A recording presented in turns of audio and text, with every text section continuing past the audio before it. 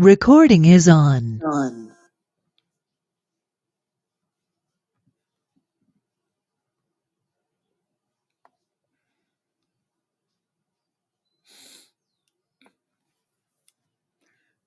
El tema que veremos ahora se titula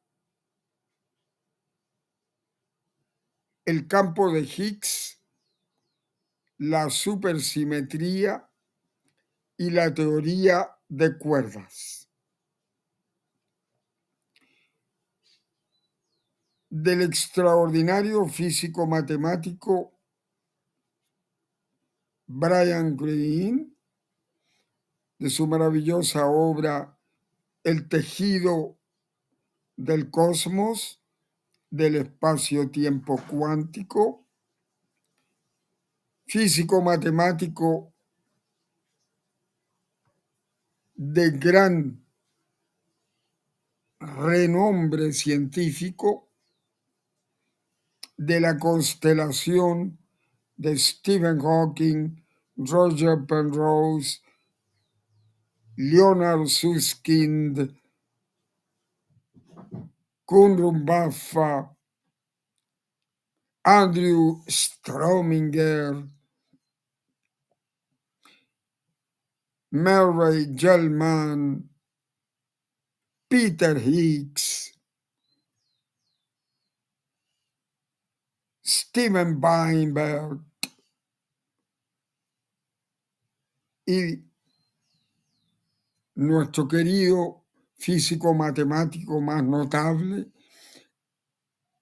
en la física cuántica relativista, mi maestro, Claudio Teitelboim, profesor en la Universidad de Princeton, con más de 1000 artículos publicados sobre estas materias de la ciencia de vanguardia en las revistas de mayor jerarquía científica del mundo en estos dominios.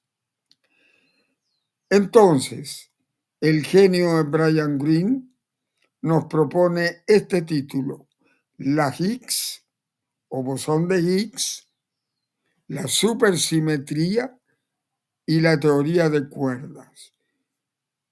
Y nos expresa: además de los desafíos científicos de buscar en lo desconocido y la posibilidad de encontrar evidencia de dimensiones extra, hay un par de motivaciones especiales para las mejoras recientes del acelerador Fermilab y la construcción del gigantesco gran colisionador de hadrones de Ginebra.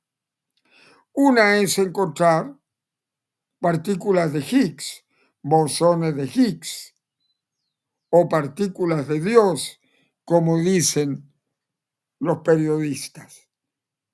Como discutimos en el capítulo 9 de esta obra, las escurridizas partículas de Higgs serían los constituyentes más pequeños de un campo cuántico de Higgs.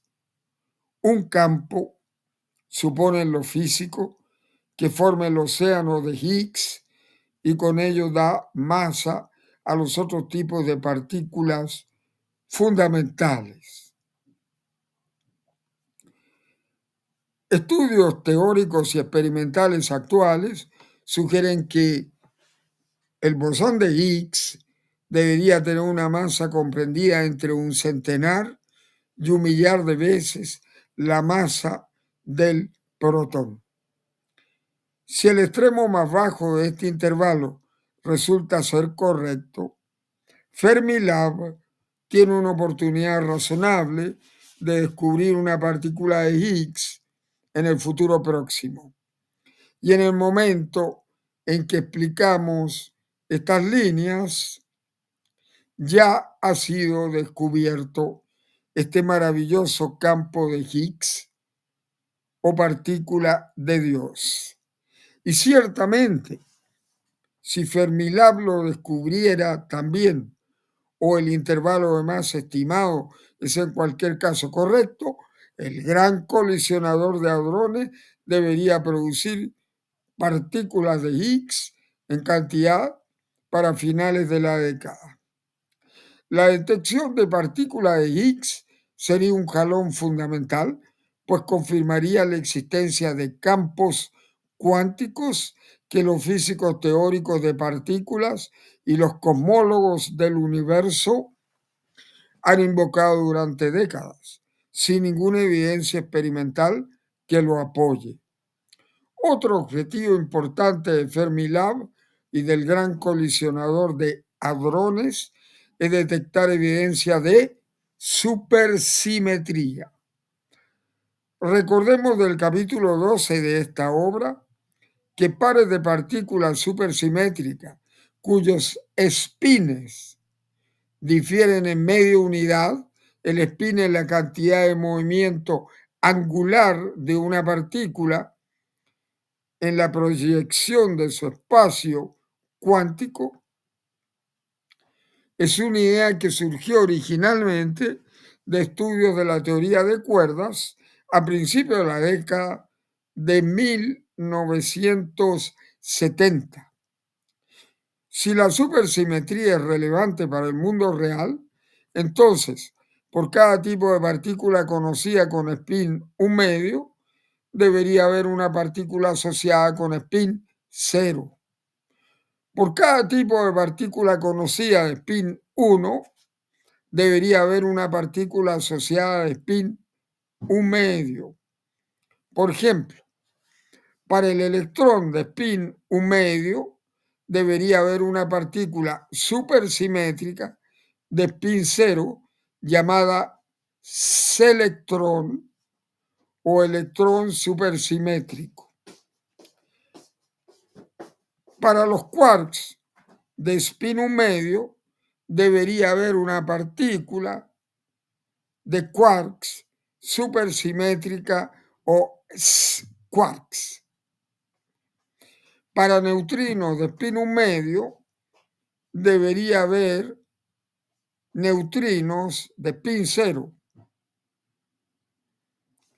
Para gluones, fotones y partículas W y Z de spin 1, deberían haber respectivamente gluinos, fotinos, gluinos y sinos de spin 0, si los físicos no pueden evitarlo.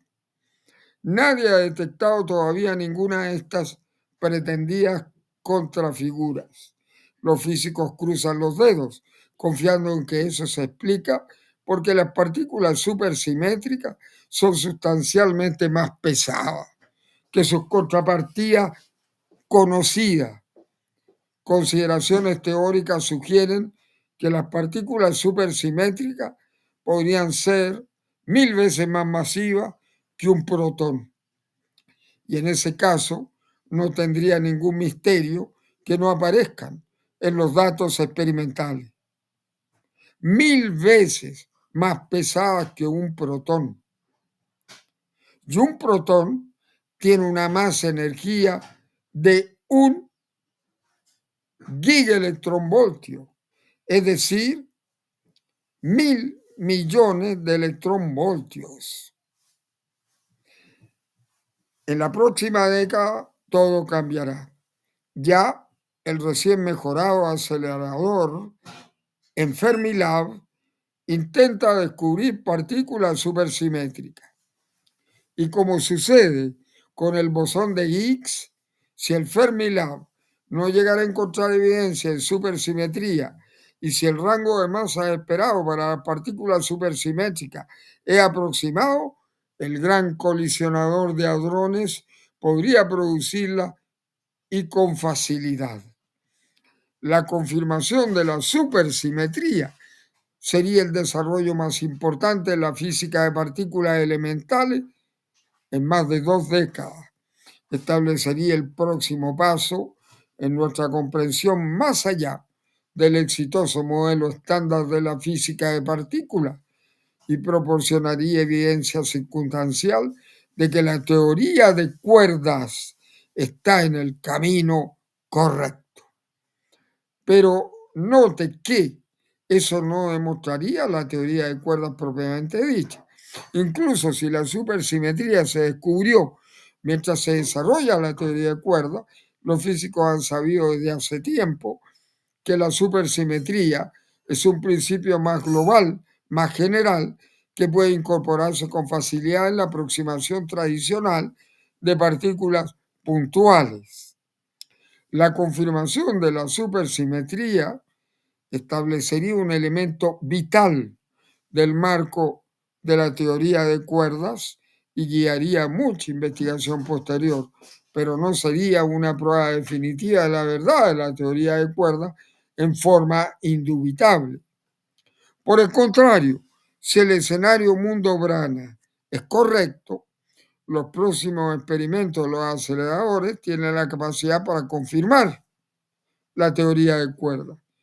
Como se mencionó brevemente en el capítulo 13, si las dimensiones extras en el escenario mundo-brana fueran tan grandes como 10 elevado a menos 16 centímetros, no solo la gravedad sería intrínsecamente más intensa de lo que antes se pensaba, sino que las cuerdas serían también significativamente más largas. Puesto que las cuerdas más largas son menos rígidas, necesitarían menos energía para vibrar, mientras que en el marco de cuerdas convencionales, las pautas vibracionales de las cuerdas tienen energías que están 1.000 billones de veces más allá de nuestro alcance experimental. En el escenario mundo-brana, las energías de las pautas vibracionales de las cuerdas podrían reducirse hasta 1.000 veces la masa del protón. Un gigaelectronvolt, como señalábamos antes, es su valor de energía materia exacta. Si así fuera, las colisiones de alta energía en el gran colisionador de hadrones serían similares a una pelota de golf bien golpeada, rebotando en el interior de un piano.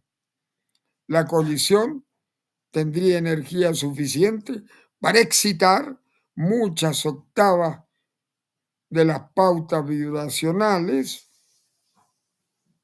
de las cuerdas musicales de ese piano. Los experimentos detectarían una panoplia de nuevas partículas nunca vistas, es decir, nuevas pautas vibracionales de cuerda nunca vistas, cuyas energías corresponderían a las resonancias armónicas de un oscilador armónico base del modelo físico-matemático de la teoría de cuerdas. Las propiedades de estas partículas y las relaciones entre ellas mostrarían inequívocamente que todas forman parte de la misma partitura cósmica, de la misma sinfonía cósmica, que todas son diferentes pero están relacionadas, que todas son pautas vibracionales diferentes de un mismo tipo de objeto, una cuerda, una supercuerda cuántica, una membrana cuántica. En un futuro previsible, este es el escenario más probable para una confirmación directa de la teoría de cuerdas. Hasta aquí este tema.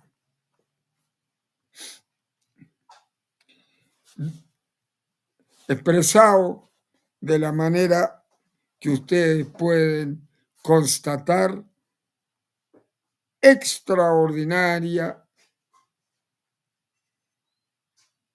por el genio de su autor, el físico matemático Brian Greene.